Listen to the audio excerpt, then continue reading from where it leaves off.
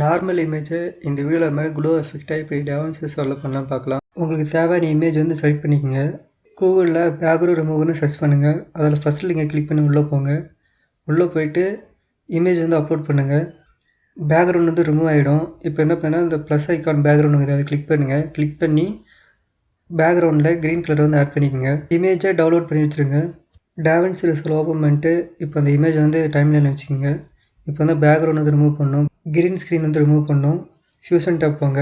Phase plus shift அமுத்துங்க. அதில் டெல்டான்னு டைப் பண்ணுங்கள். அதை வந்து ஆட் பண்ணிக்கோங்க. இப்போது இன்ஸ்பெக்டில் போயிட்டு பாக்ஸ் மாதிரி இருக்கும், அந்த பாக்ஸை கிளிக் பண்ணி கரெக்டாக க்ரீன்ட்டு போயிட்டு உங்களை ஏரோ வைங்க.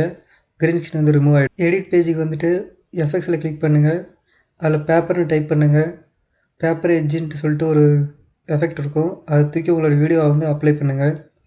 பேப்பர் எஃபெக்ட் வந்து அச்சீவ் ஆகிடும். இமேஜ் வந்து இன்ஸ்பெக்ட் பண்ணுங்கள்.